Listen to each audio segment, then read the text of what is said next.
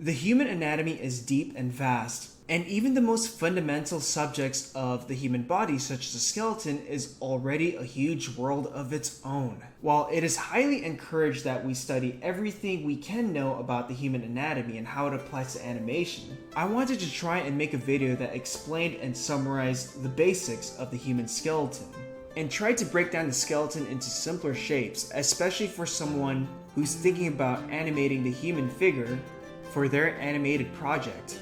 No pun intended, but here is a bare bones video of the whole skeleton of the human figure, made by an animator for a beginner animator in mind.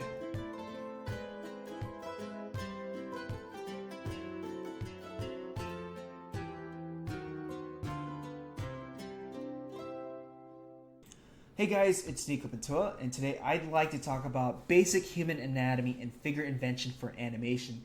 And in this video, I'm only going to be talking about the basic skeleton. Now, there's a strong belief that animators should always know their anatomy from heart, whether it's naming the body parts, the muscle parts, counting the bones. It's very deep, and there's just a lot of things about anatomy. Human anatomy is already incredibly daunting, and there's just a lot of things we can just hyper-focus on. So if we just wanted to study everything about the arm, I'm pretty sure you'd want to spend a whole day just learning about the arm. And I think not a lot of people know where to start when it comes to learning anatomy, especially for animation. And we need to find ways to make that information more fun, more accessible, and more simplified. As for a quick introduction, I'm only going to simplify and summarize overall things about the anatomy. Just overall basic shapes, just the outside factor.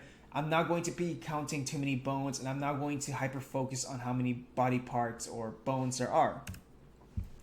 We're going to also talk about how to learn how to recreate the skeleton using more general shapes such as spheres, cubes, some line information, some lines to portray some of the bone shapes.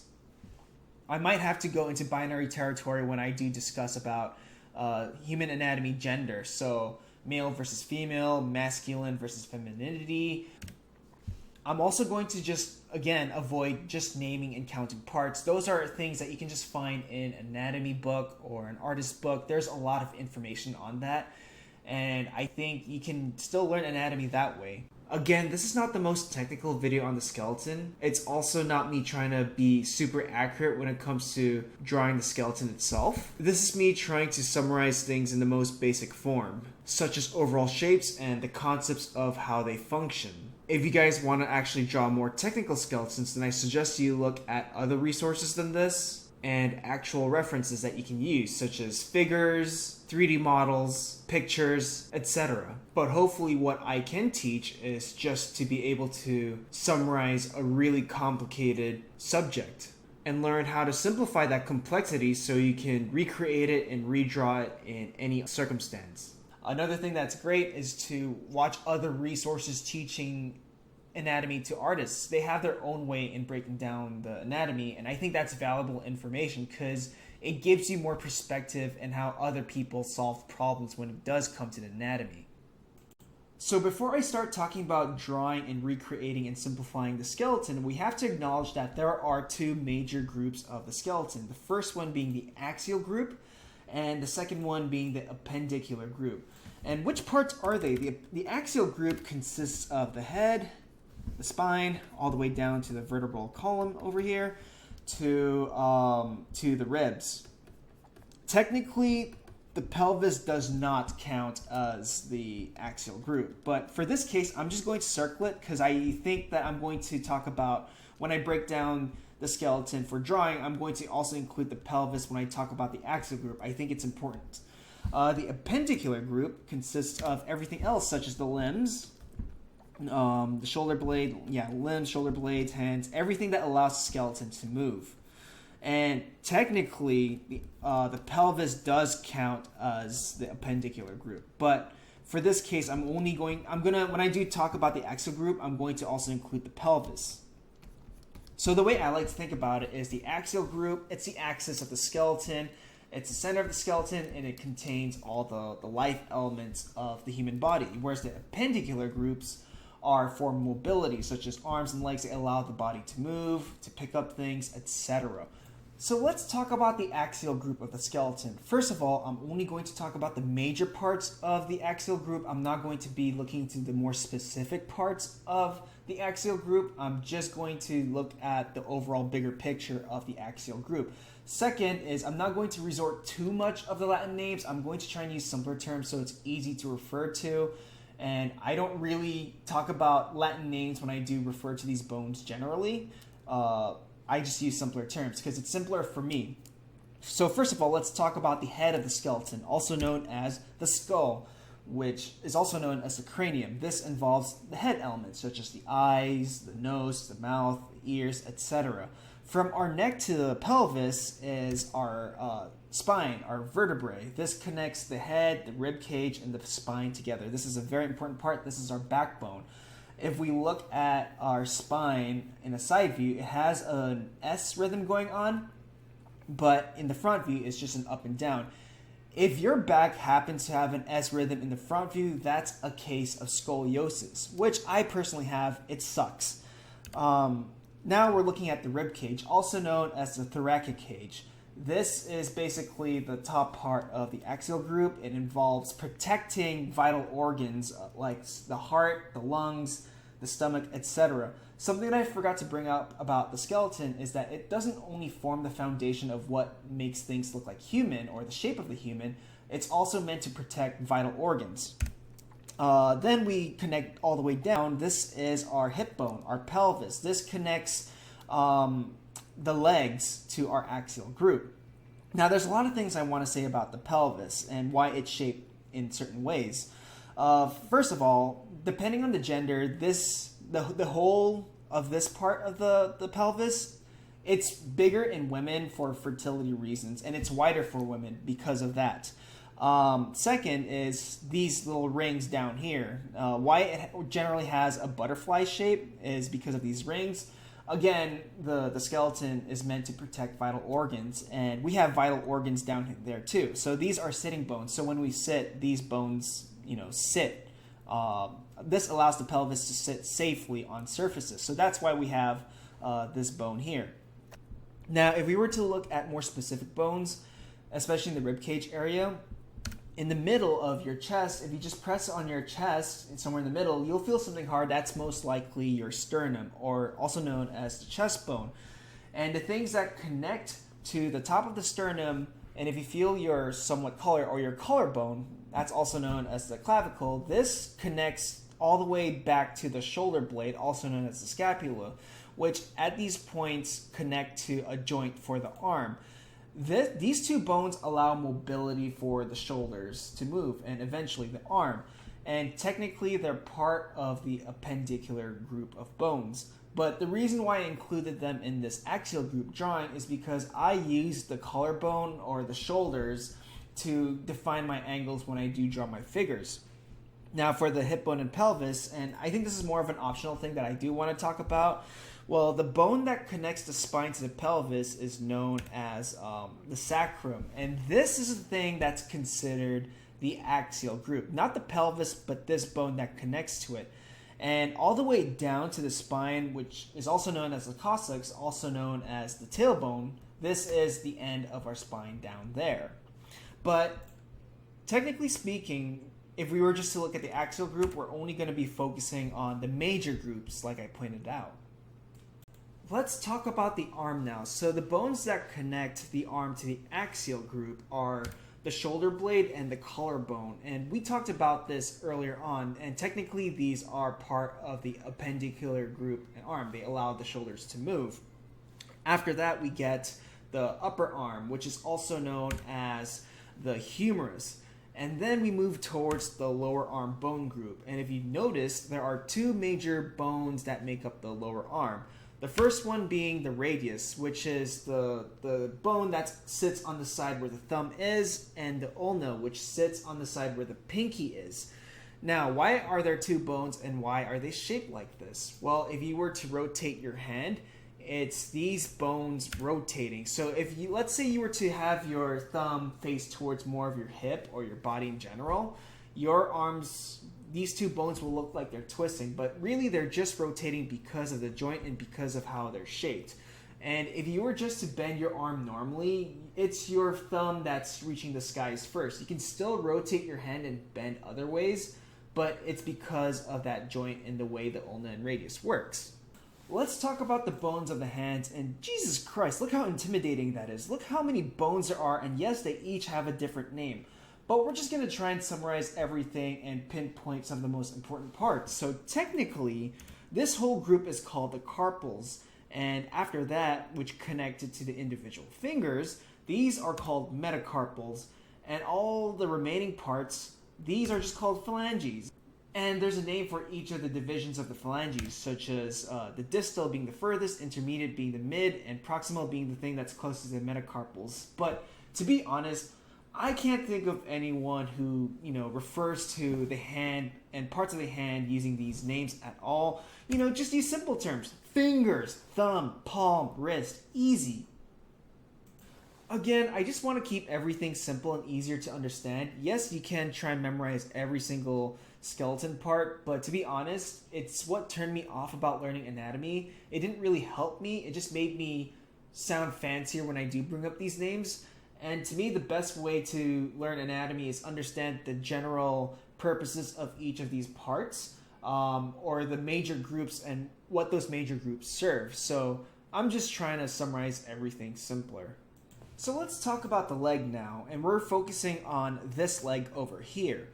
Now, a lot of people tend to forget that there is a part of a bone, a shape here that actually connects it to the pelvis. A lot of people think it's just this ball and then this ball and you get their leg, but it's actually another shape after the ball that helps connect it to the pelvis, which then connects it to the axial group. Now, the upper leg bone is known as the femur, and it's a really big bone, and it's probably one of the biggest bones in the human body.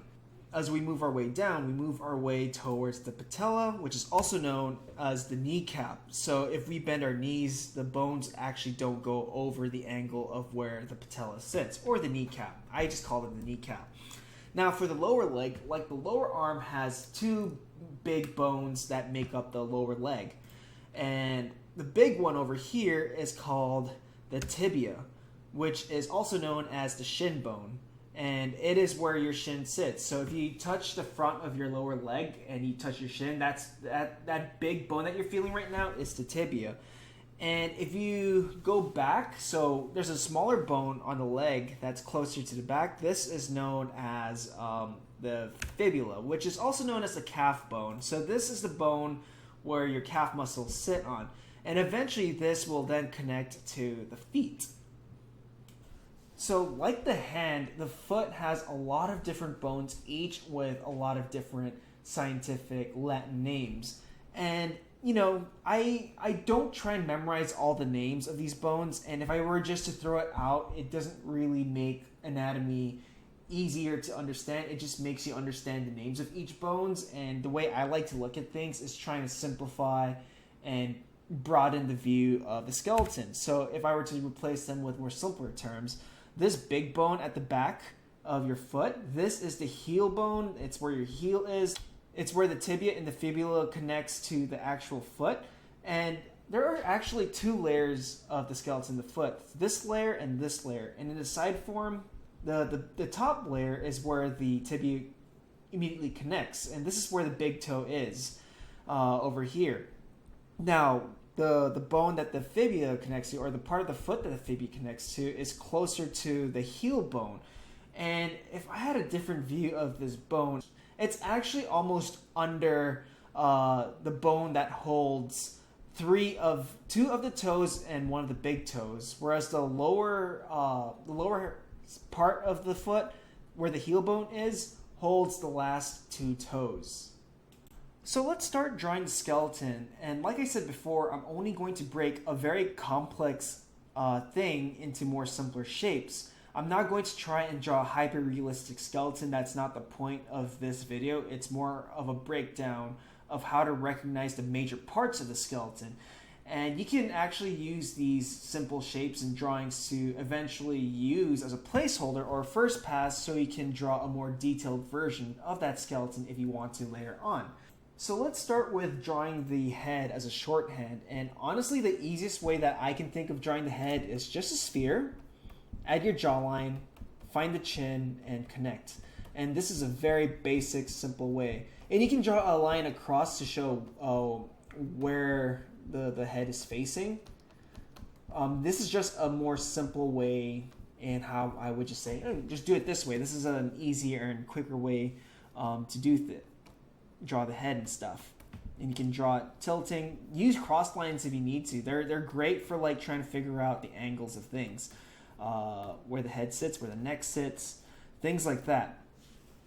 So another approach of drawing the head, some animators that I know, is they think of the head more as a squashed, rounded object, and then they add the jaw, and then the face. So there's more of a design element when they do think about the skull. And when you look at the skull, yeah, it does resemble more of a rectangular shape rather than just a sphere. This feels closer to an actual head. So you can actually use this too, where you start breaking it down into more specific shapes. And you can just draw one individual shape for the back of the head and then another shape to resemble the face. So you can just draw, okay, the top of the head and then another shape to resemble the actual face and the jaw and everything. And then eventually you can make your way towards more controlled finished shapes. So you can even draw a bit more cubic if you wanted to. And then you can add your the lines of where you want the eyes and the facial features to sit. Speaking of the facial features and where they sit, it really depends on how you want to approach it. I know some animation people, when they think about where to place the eye line, so let's say this is the side of the head, some people think, oh, it's the 1/3, lower third of this shape. And then your eye sits around over here. And I've seen this in a lot of books made from animators or people who work in animation. That's another way. Another way is... That's one way. Another way is the Loomis method. And the Loomis method is more intricate and there's a lot of measurements. And from what I remember from the Loomis method, and I'm going to do it separately, is you have a sphere, and then imagine you have a knife and you cut the sides of that sphere. So if you look at this head in a front view, it kind of looks like a sphere, a circle, but then it's just like trimmed to the sides. And then from here, you draw a line to this is where your nose actually sits, and you can draw a line to indicate where the character is facing. You draw a line in the middle of the surface that's split. You cut that in half, and then that's where your ear sits. And then the top of the ear will measure where the brows sit. And then half the ear will measure where the eyes sit. So it would look like brows, eyes, nose, and then you would have your jaw. And I'm not really sure the numbers of the measurements of these. I know some, I think when I was watching a Loomis lecture on the head, the length of the eye is the same length. The width of the eye is the same width of the nose. Some people have their own way of solving the problems. I don't really believe in having a measurement similar to each of these. These are just guides for drawing an average, a placeholder. But I would say, just try all the methods you find online or through drawing guides, and start trying to utilize these methods and try and find something of your own to quickly draw a shorthand for the head. And as a shorthand, I would just use really basic shapes or really quick shorthand. So you can draw like an overall shape, draw a single line just to resemble an eye line and a nose. And this is a good first pass for indicating the shorthand of a solid head. Nothing too special. So keep it simple. And if you want to learn how to draw the head more detailed, that's a whole discussion on a video on its own. But for now, we're just trying to cover the basics of the whole skeleton and trying to simplify everything down. One more thing I do want to talk about the head is the jaw. So we have our top part of the head, and then we have indication of the jaw. And usually when the jaw opens, and let's say we have a nose here, the jaw actually tilts this way. So when we actually open our mouths, it would look more like that. And that is kind of why when we see this open mouth in a different, like let's say it's facing more towards us. And the reason why, let's say this mouth is open and there's not a lot of information on the chin is because of the perspective. Most of the chin is actually perspective going away from us, and more of the mouth shape is shown because of the angle of the jaw of what it's making. So the jaw basically helps the mouth open. If you're trying to animate the mouth, for example, you don't really animate the top part of the mouth. You really just focus on moving the jaw and then playing around with the shapes of the mouth at the bottom part. The only time that I would mess with the upper parts of the lips when I animate characters talking is for expressions, or if it's for very specific moments in the emotion. But really, if you just want to have a character opening their mouth and talking, it's really all about the jaw. Really focus on this. And when you're thinking about the jaw, imagine like there's a hinge that allows it to move. And it goes in this motion, like an arc. So that's your arc. Now let's start drawing the head along with the ribs and pelvis. And a lot of artists have their own way of breaking down this part. The most popular one that I can think of right now is, let's say you have your head. So like I showed earlier, however you choose to draw your head, it really depends. And I'm just going to do a front view. And then let's say now I'm going to draw everything else. So you have your spine. And I like to draw lines to indicate where my shoulders will be and where my hips will be, for example. One way you can think about breaking the ribs and the pelvis in simpler shapes is, the most popular one is, think of the ribs as this egg shape. And then for the pelvis, it's kind of like a bowl that's kind of tilting towards you. That's one way of thinking about simpler shapes for the pelvis and rib. And for the rib, you split it in the middle, and it's kind of like an upside down Y for this shape. So it's kind of like that.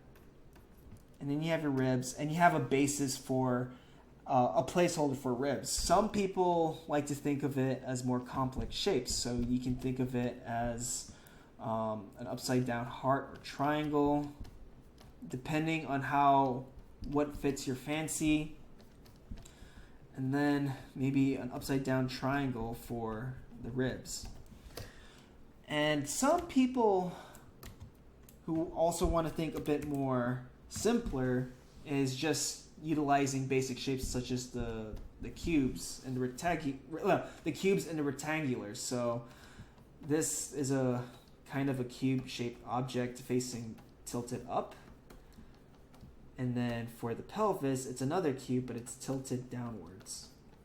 And the reason why it's like this is because of the formation of the back. As you can see here, it's more of an S. And the ribs and the pelvis sit on that. The way some people actually draw the side is, you have the side profile of your head, and your neck, and then you draw the S pattern of your spine, and then you start placing your ribs and the pelvis on that. If you want to think simpler, you can also just use the boxes that I showed, and that also calls for more easier to understand angles because it's more solid, or it allows you to see the angles better. And where the arms and legs sit is, leg socket would be here for the legs and the arms would be here. If you've seen my videos on drawing fast or approaching full figure animation, I also talk about how the shoulders and hips allows the body to twist. So if we use that and you have that in mind, so let's say this shoulder is facing that way and the hips are kind of tilting and facing that way, it'll also affect the way our ribs and our pelvis are aligned. So if we were to use a shorthand, whatever shorthand you use for the ribs and whatever shorthand you use for the pelvis,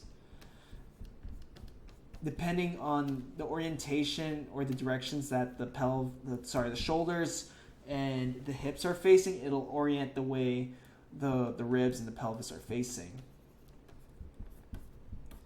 And eventually, when you do life drawing, or if you want to unify these drawings into one single shape, then you can start connecting the obliques so it feels more complete. And what you get is a more flour sack look. The way I would see these in different angles, so let's say we want a more, sorry, I'm going to just draw an head. So if we want to do a more quarter view down, or we're looking down on the figure, so let's say it's more down, there's our shoulders, and then our rib cage, and then our pelvis. Because we're looking down, it's going to be more behind the ribs, and it's just right below the ribs. So the way we would look at it in a different angle, and we probably need to indicate the shoulder blades and the clavicle at this part. So we have our ribs and our pelvis, which is just a bowl, and our collarbone or clavicle will eventually meet our sternum over here, and our shoulder blade actually connects to the clavicle like that. And if we were to look at this in a top view, so let's say this is the top of our head and we're looking straight down at our figure, it kind of looks like a diamond. That's the very general shape of it. So imagine this is the front, that's his nose, his arms sit here. The shoulder blade actually connect to that arm, and the clavicle, the clavicle connects to that shoulder blade, which eventually connects it to the joint of the arm. So now I want to talk about the clavicle and the scapula. And again, I'm not trying to draw the skeleton in the most accurate form. I'm trying to simplify them in the most generic shapes, or more simplified shapes for me to explain the concepts better. So to me, the clavicle looks more like the handle of a bicycle, or the steering wheel of the bicycle. So it would look something like this, kind of like the top side of the T. And then in the middle, you get the sternum. So the clavicle group actually connects to the sternum, so the chest bone. Behind our rib is where the clavicle connects all the way around until to the scapula. So if we were to look at the scapula from the back view, to me it looks more like a triangle. But the concept of the scapula is that there's a flap. This flap here is what actually connects to the clavicle, and then over here is where the humerus joint for the arm goes, or the upper arm joint. In the top view, so we have the clavicle that goes around the front view, then the sternum, and then the clavicle. And then for the shoulder blade, or the scapula, you get a flap that goes around and connects it to the clavicle, but then it's multi-layered. So the lower part of the scapula actually continues that triangle, and then over here there's a small opening like here that allows it to connect to the humerus joint. When drawing the pelvis, I usually start with the bowl like I showed. So I'm going to just do that quickly, and we're just looking at the pelvis in the front view.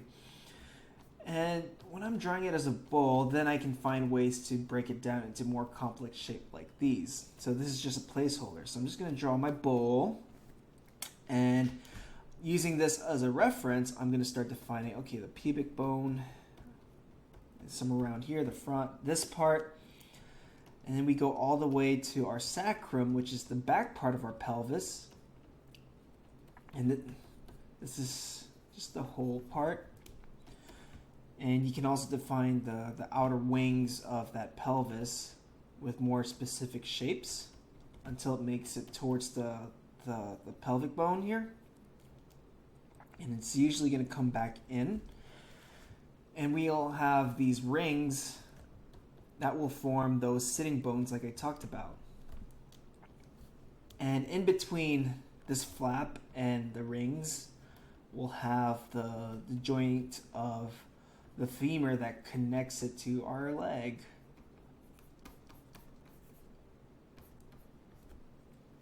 If we were to look at this sideways, again, think about simplifying it still.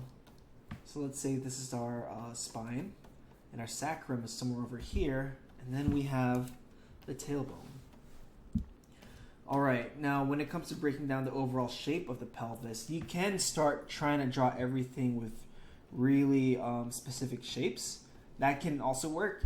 You'll eventually find your own shorthand, so you can start drawing something really simple. You can try and draw like a J. It kind of looks like a J when I think about it.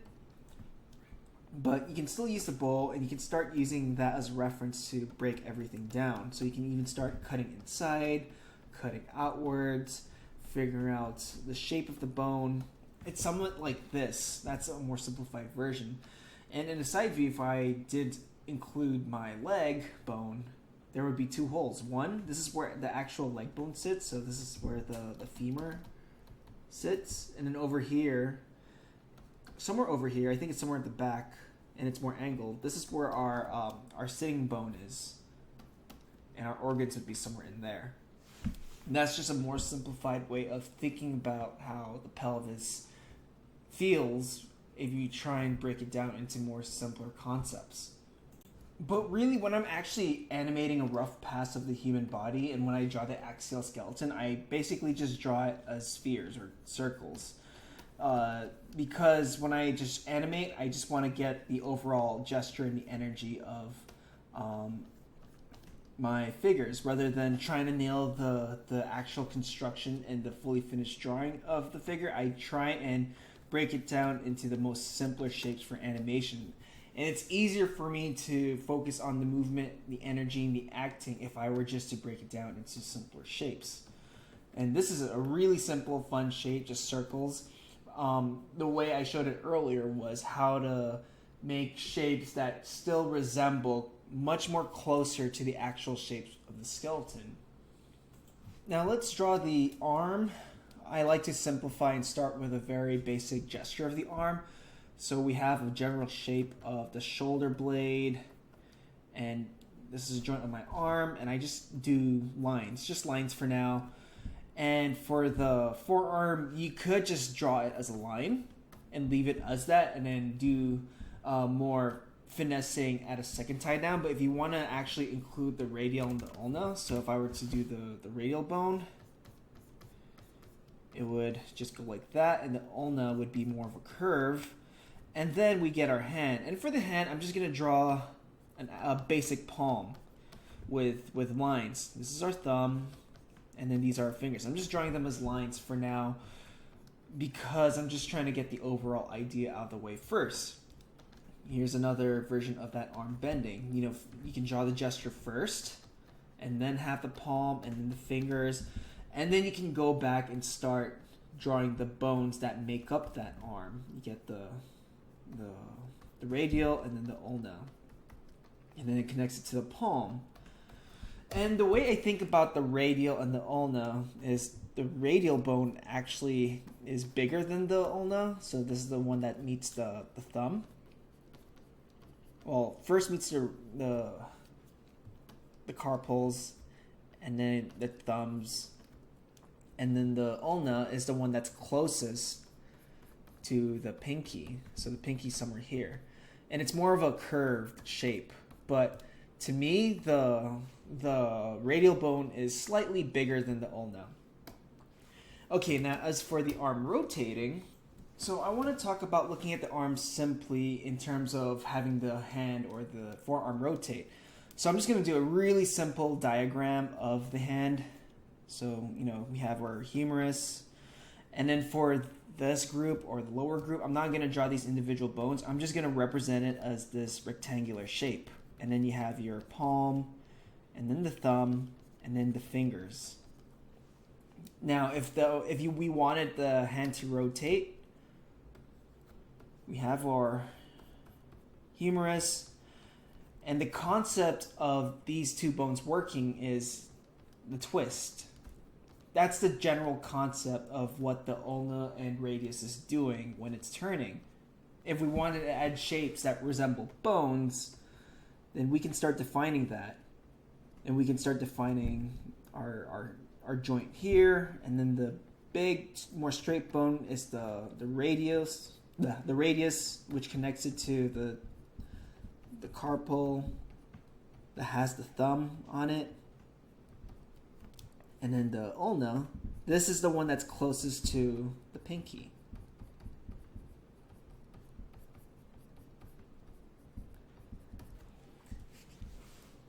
Normally, if we were to draw it again with the joint, it would just look like this.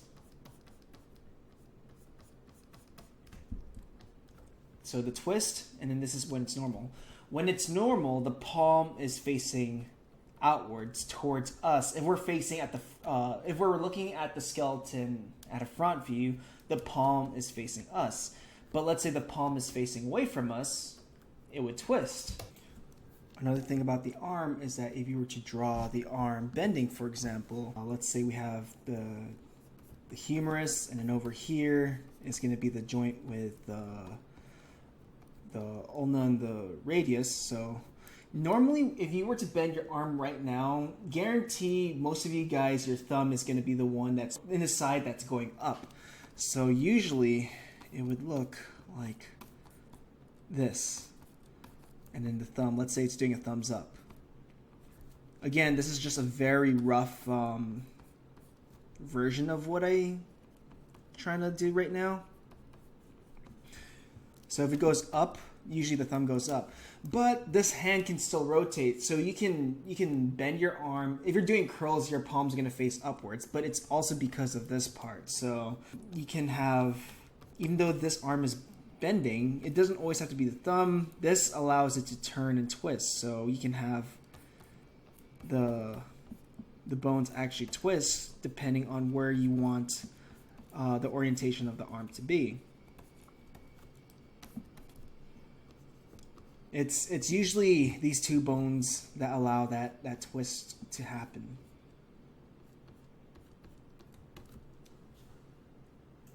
Again, when it comes to drawing the hand, I draw gesturally. So when you're drawing the hand, especially in your first pass, you want to keep it simple and just graphic. So this is a thumbs up, this is a hand really wide open, and this is just a hand punching. It's just a fist. And really just simplify it.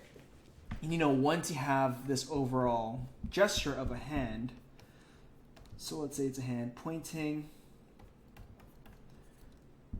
you can actually use this as a gesture to start breaking down the anatomy of your hand. So if you really want to start drawing more of the specific bones that goes to the hand, then you can do that over here. You can use your gesture as a guide and really just focus on just drawing gestures and utilizing that for your guide or your first approach to drawing. But really, when we're thinking of simpler shapes, this is good. If you want more solid looking shapes, then the way I would break down the hand is I think of the hand like a, kind of like a cigarette box. You can use a cigarette box, you can just use a normal box, palm size, and then you can indicate where the thumb is. So the thumb could be here, and then the hands.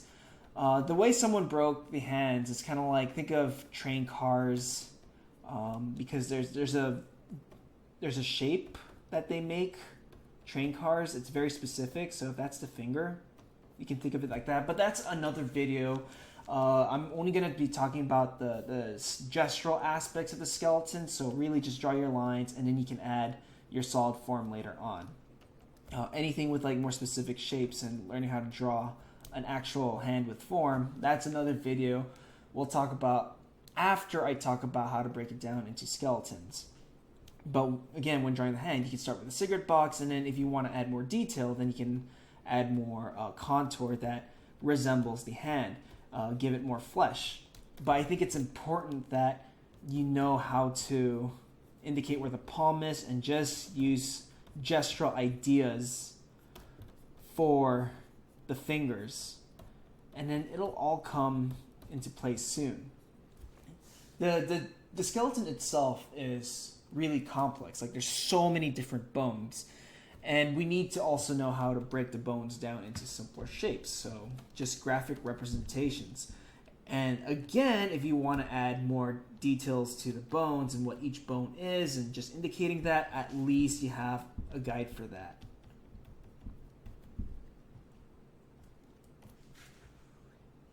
Now I'm going to talk about drawing the leg bones. And before I start drawing the leg bones, I want to also include the pelvis, because usually a lot of people think the legs just go up and down. Here's your kneecap, and then here's your foot. And you can do that for a rough pass in animation. But as a skeleton, the concept of the leg bone is it actually goes like this. You get your femur, the joint here, and then you get the bone that connects it. So it makes an angle that goes like that. Sorry, that's a bit exaggerated. It makes a slight angle that goes like that. And then you get your kneecap, and then it goes straight down. Kind of like in this image. It actually goes slightly inwards and then down.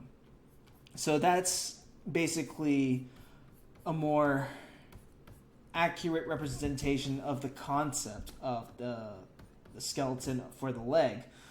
This doesn't mean that the kneecap is facing inwards. It's actually facing towards us. It's just the way the bones are formed. And if we were to look at this leg bone without... if we were just to look at this leg bone with the contour of the leg would just look like it's normal. Sorry, that's a bit messy.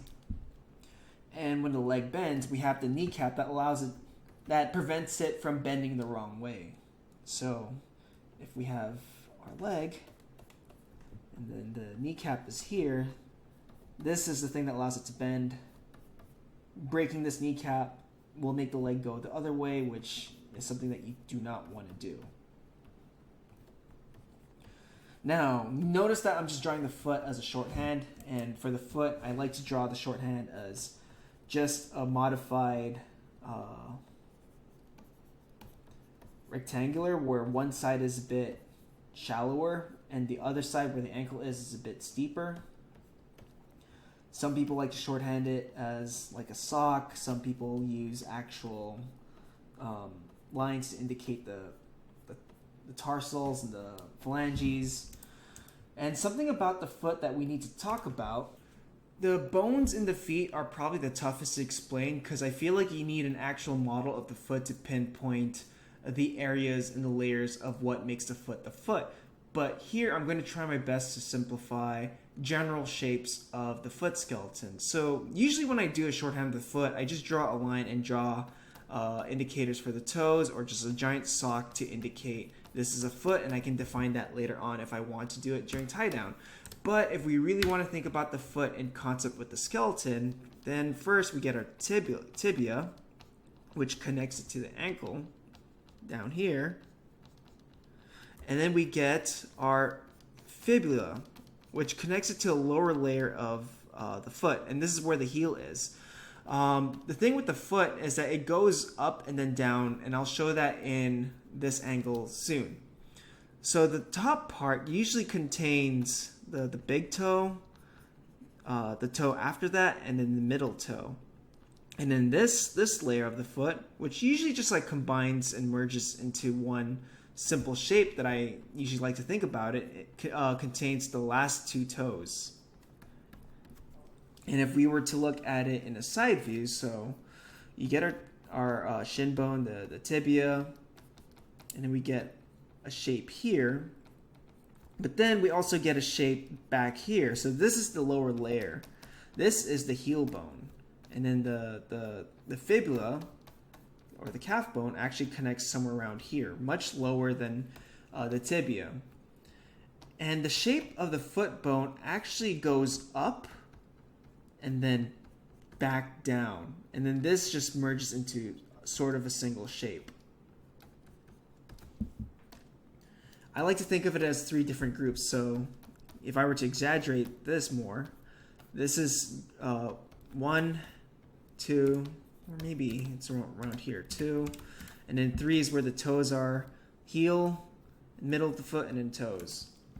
In the back side of the view, it kind of looks like this. So we have our tibia, fibula, the ankle, and then the heel bone somewhere here, and then eventually all the way to the front view, they connect all the way. They kind of merge into one simple shape. And that's kind of why if we look at the backside of this foot, it makes these shapes where we indicate, okay, that's why it has this angle for the heel, and that's why we're having these shapes for the toes. And that's kind of why, like, when we see shoes, it kind of has a design of, it kind of has, yeah, the design where you can totally tell where the heel is. It comes up and then back down to where the toes are.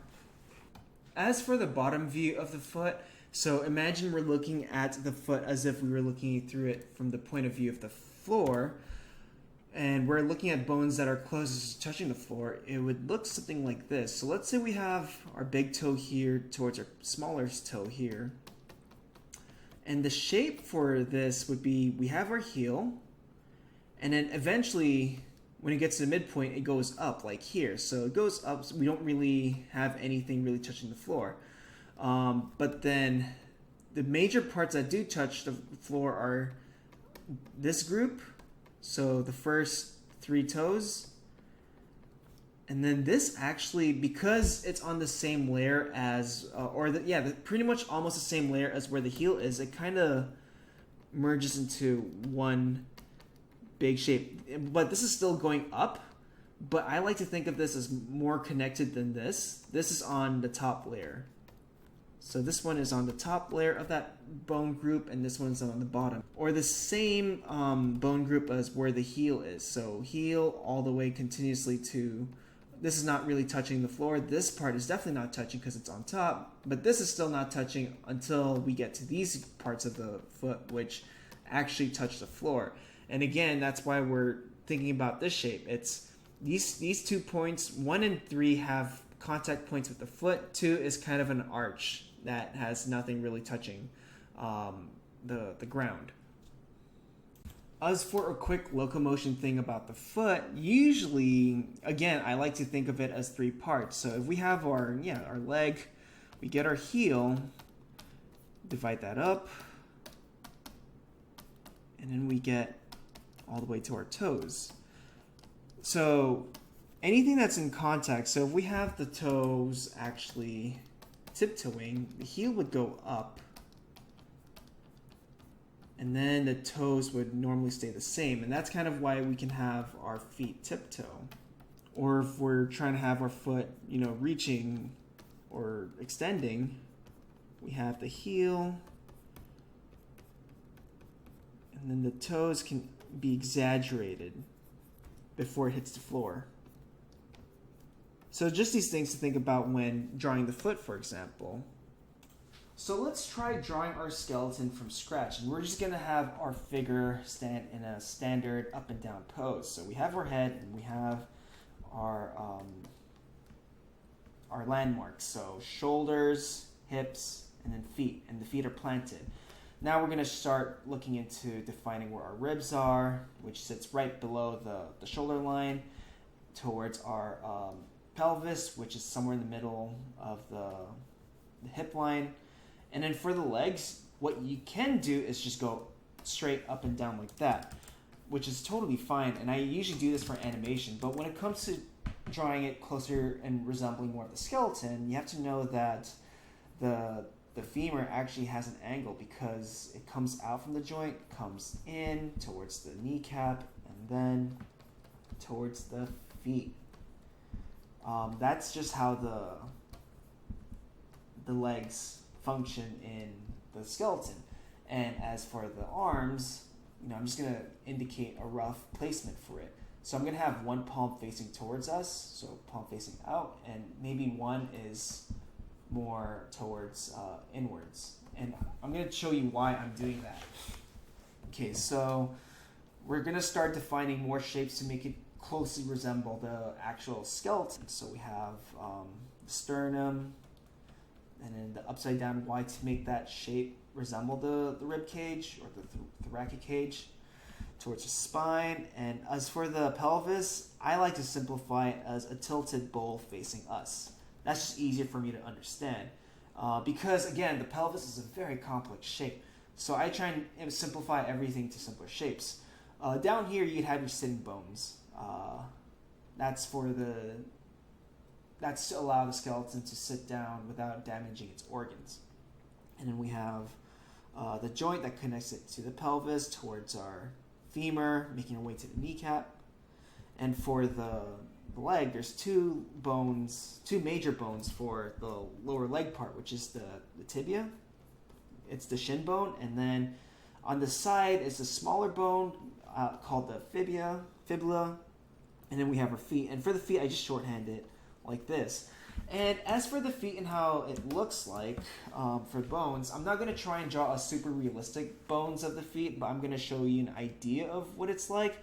So you have the tibia connecting to like the ankle and stuff, and then you have this part is where the big toe, the pointy toe, and the index toe sit, and then the fibula connects more closer to the lower level of the foot. So it would look like that. So this is where our big toe is, big toe, second toe, third toe, and then the smaller toes towards the pinky toe are in that lower layer. If we look at this foot in a different angle, like let's say side profile, we have our ankle, the part where it connects to the ankle. This is where the big toe, the first three toes are, and then it kind of slopes down towards the lower layer. I like thinking of it as two layers when you look at the images of the bone. And you have your heel, which is something like that, towards the last two toes. And again, I'm only just trying to simplify the concepts. Also, the fibula is somewhere around here. Okay, so now we're gonna make our way towards define more about the clavicle. So we have the clavicle, which connects to the sternum, and the clavicle actually connects to the shoulder blades, which is at the back of this figure. So if we were to draw the back view of the skeleton, so let's say we have the back of the head and then the neck. There's the jaw. We have the scapula, and there's a little notch that goes like that. I probably drew it too high. There's a little notch. This is the thing that connects it to the clavicle, and then we make our way towards the joint for the humerus, which is the upper arm bone. So the joint over here, around here, and I like to just try and simplify everything, so I would just use a triangle to simplify the bones. And then we have our humerus, which is a big bone, making the way towards the elbow. Okay, so for the elbow, like I said, there are two bones, or two main bones that make up the forearm, which is the radius. So this is the bone that's closest to the thumb, or the side of the thumb, and then the ulna, which is the side of the pinky. But like I showed earlier, and sorry if I'm just like simplifying bones, I feel like it's easier for me to talk about skeletons when I do simplify the shapes of the bones. But let's say the thumb is rotating and facing towards where the pelvis is. So let's say it's like that. It would look like this joint here allows it to turn, and it would look like it's twisting. And that's because of the way the bones are shaped. So that's just the overall concept of that part. And then as for the head, whatever method you decide to use, you can use the Loomis method, you can use some animation book method. There's a lot of different ones. But for this one, I have like my cranium or a flat, whatever shape. I'm just going to cut it in half, make a center line at the jaw, and then define, okay, half of the circle is where the top of the ears and the brows sit. At the bottom of this top circle is where the nose sits. So we have something like that. And then we can start defining our features. And then the mouth is probably like half of this part. That's just an example of how I usually like to think of constructing the skeleton. Now, as for the side view of the skeleton, it's not just an up and down. It's more of an angle. So we have our flattened shape for the head. So you know what? I'm just going to do a landmark. So we have our action line, landmark, landmark. And for the landmarks, especially for a side profile, you can actually make it angled too, so it kind of gives you reference in things and like how the ribs and stuff will sit, or where everything is, or how everything's oriented. So we have our spine, and this makes it towards the tailbone, and then we have the pelvis. We have our rib cage, and they're also angled. So the way I like to think about it is this one is going that way, and the pelvis is facing that way. We have our spine, and then we have the socket for our joint, and somewhere down here, I feel like it's more over here now that I think about it, more closer. And if you were to look at the pelvis in more complex shapes, it actually looks more like that, the pubic bone, and then you have the sitting bones, or the sitting bones. We make our way towards the femur, and then we have our kneecap, and then towards the legs. And like I showed earlier in this little doodle, is we draw the feet. But I don't really draw the feet like this when I do a shorthand of anything really. I just do really big, simple shapes.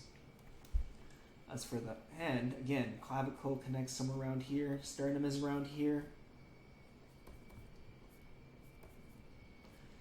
And then we have our humerus,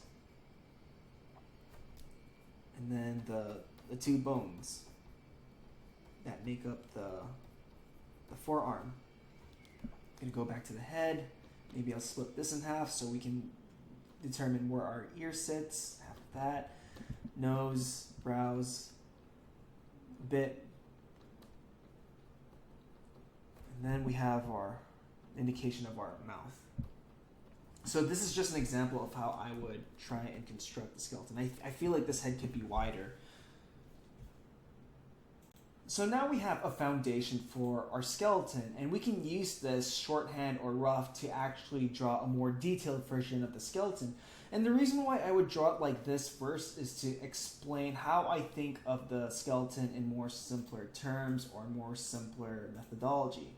So if you actually want to go back and use this as a foundation for a cleaner skeleton drawing, you can use this. You can start looking up images of how an actual skeleton looks like. Use reference, guys.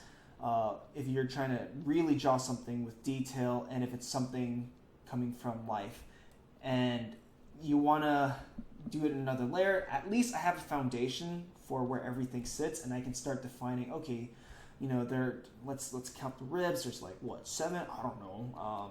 You can do that. You can start defining more intricate bone parts if you really, really wanted to. You can start making this bowl shape resemble more of what an actual pelvis looks like. So from memory, it's like flappy over here, and then it has the pubic bone,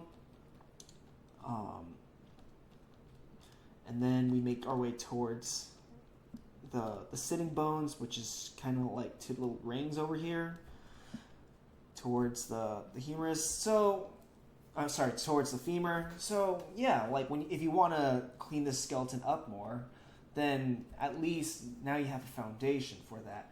Something that I didn't really get to talk about is defining what makes the difference between a male and female skeleton. So what if I were to draw female and male skeletons, and how do I make them contrast each other?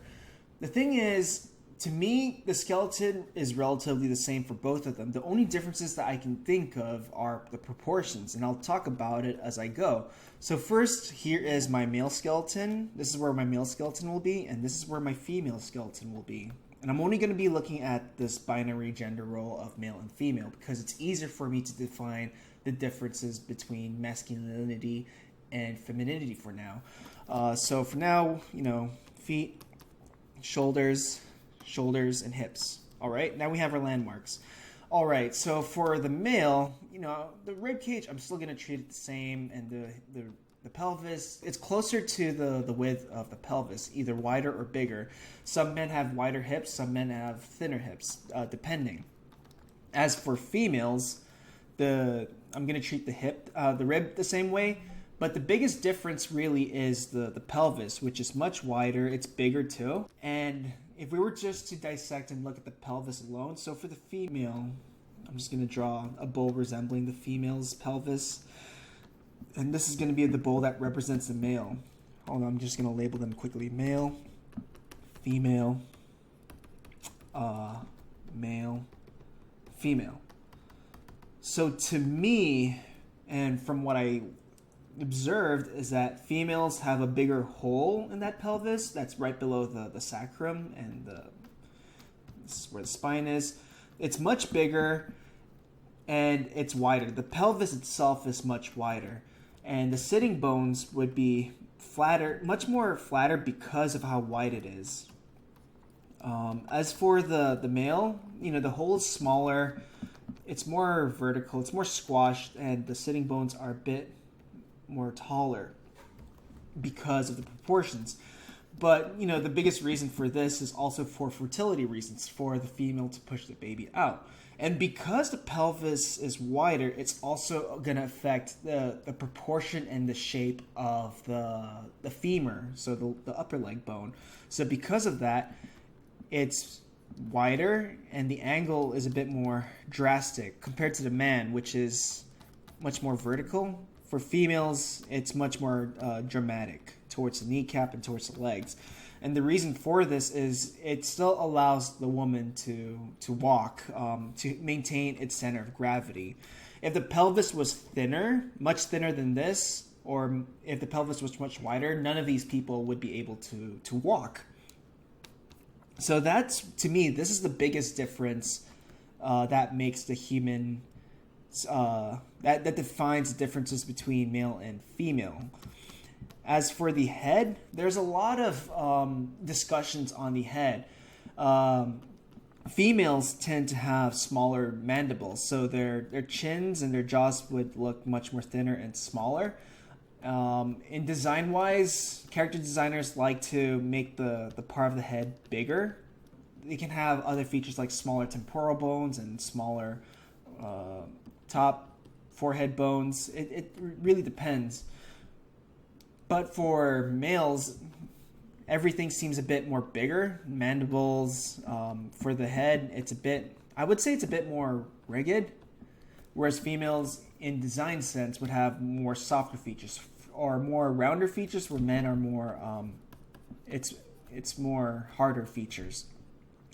All right, so as for the hips and the ribs, we're going to talk a bit about the ratios of the golden ratio structure of the ideal man and female. So Adonis golden ratio and the female golden ratio. It's a much deeper subject, but I'm just gonna summarize it quickly, which is men tend to be more top heavy, and this feels more masculine, whereas females tend to have more of an hourglass shape because of that pelvis. And this is what defines, to me, also the biggest difference of male and female is this part, if we're talking about the top side. So this feels more feminine. I should say like feminine, and this one is masculine. Okay, so that's really the biggest difference that I can think of when it comes to the two gender roles, or the two binary gender roles. The thing about male and female is some males can have feminine features, whereas some females can have masculine features. And, there's a whole spectrum of gender out there, and the reason why I decided to talk just about these two gender roles is so that I can talk more about these contrasting elements of the skeleton. A fun practice for you to do is to do like a gesture drawing session where you capture a pose of a model as rough as you can, just with simple lines and shape, and then after that you do another pass on top of your gesture with simple shapes and primitives resembling the skeleton, such as an egg shape that resembles the rib cage, or a bowl that resembles the pelvis, and some other more specific shapes that resemble the head, for example. And then from here, you're going to learn how to draw the bones and skeletons in different angles, while also learning how to make them work with each other. If, let's say, the hand is twisting, how is that going to affect the radius and the ulna? If the knee is bending, how are you going to draw the femur, the tibia, and the fibula with the kneecap or the patella. As you can see, for the second pass, I still keep it loose because I still want to retain that loose gesture that is found from the first sketch. And I want to see if I can apply that looseness and that gesture to actual bones. And then once I have that figured out, I do a third pass where I start defining more of the ribs. Maybe I start defining how many ribs there are in the rib cage. Then I start making my way down to the pelvis where I start defining the ischiums or the sitting bones. I start defining the pubic bones, the flaps. At this point, or the third stage, I'm using reference. I'm looking at books, I'm looking at pictures, so I know what to think about when I do tie down these still rough primitives of a skeleton and make it more accurate or closer to a skeleton. It's one thing to learn and memorize all the names of the skeletons, but to put it into application where you put it in different poses and you make it functional, that's a whole different game, where you really have to think about the gesture and then learn how to start with the base rough idea and then learn how to tie it down so it becomes more specific and solid. One of the reasons why I try to talk about the skeleton anatomy as basic as possible so I can talk and prioritize more on the overall idea of the pose and gesture rather than the technical side of the drawing, which can be fixed and added on later on. An animator, a cartoonist, or an artist's role when they draw something from real life is to learn how to translate that into something that can be recreated from scratch. And a tool that you can reuse so you know how to recreate that skeleton in a different pose when needed. So for my case, I prioritize on major groups and breaking them down into big, simpler shapes. Because for me, that's easier to help me set up the foundation when I do create the skeleton. So when I actually start to tie down the drawing with even more specific details, at least I have the foundation and then I can have my reference with me to strengthen up that drawing. Is knowing anatomy super important when it comes to animation? Of course, and I highly suggest you guys learning your anatomy. Should you understand your anatomy in a more medical level? I mean, it helps, but not everyone I work with know every single part of the skeleton and the name for those parts. And it really depends on the context too, so if you're animating super detailed skeletons, then it helps a lot knowing those things. I remember reading somewhere about the animators that did the Fist of the North Star movie from the 1980s. They studied anatomy books because, that anime is super violent, so when people get chopped around, you can see all their internals in super detailed glory. So having that knowledge helped really amplify the gritty, edgy, sort of realistic style of that anime. And it really amplified that violence, making it more visceral. But if you're just gonna animate something like classic cartoon characters and animals, then a Preston Blair book is enough for you. But when it comes to learning anatomy, I would say just learn it at your comfort zone and learn the things that you feel are going to help you as an animator. So that was my talk on basic human anatomy and figure invention for an animation on the skeleton. Now, as for further notes and as further reminders, I would just really think about breaking the whole skeleton into general major groups rather than just trying to think of every single part of the bone as individual parts. Think about the axial group and what it contains and just overall what the purpose of that group is, such as the appendicular, the axial group. And that way it helps you simplify the concepts of what the bones are for. Simplify them into easier shapes for you to reuse. So like I showed for the ribs, I turned it into an egg shape. For the pelvis, which is a very complex shape, I turned it into a bowl, and I've showed other examples on how other artists break it. I would say don't worry too much on the fancy names of the skeleton, because you can still memorize all the names and all the individual parts, and all you can do is sound fancy. And if you don't really know the overall and the general use of those skeletons, then it doesn't really help. It just makes you sound fancy. So I try to keep it as general as possible and straight to the point. And, what also helps is know the functions and mechanics of the skeleton. So for elbows, think about the thumb, and if you bend your arm, it'll bend towards where the thumb is usually. Think about the kneecap, think about the spine and how everything works, how things are connected to each other, and how some appendicular skeleton groups merge with the axial groups and how they work together. If I were to do a breakdown of the skeleton again, then I would look at each different bone group and just break each bone group into a separate video, because there's just a lot of things that I could talk about for one part of the bone. Again, I just want to get the overall concepts and overall ideas across. And I really just stuck to overall shapes and overall concepts of the skeleton. And when I think about overall, this is usually how I animate when I animate human figures. I try and keep it as simple and broad as possible, but it's enough to show that there is anatomy under this loose gesture drawing. If we really want to learn more about the specific parts of the skeleton, then I suggest you study them on your own terms. Look at books and other resources outside of mine. Honestly, one of the best ways you can understand the anatomy, for example, like the skeleton, is to look at how other people break down the skeleton and how they explain it. That way you increase your knowledge and take what's introduced in each of those teachings. Anyways, that's all I can say, and the only other thing I can say is just to keep practicing it. Look up actual references of skeletons, look at pictures, look at books, use a model, and if you want to learn how to draw a skeleton in detail with actual form and clean, detailed lines, then that's something you can do on your own. At least now you have a foundation to start off with when you do want to draw a skeleton. Anyways, thanks so much for hearing me out, and I hope you enjoyed this video. Interested in learning hand-drawn animation or learning how to finish an animated shot from beginning to end? Have a look at the store where you'll find the complete Introduction to 2D Animation video course, tutorials, and other resources.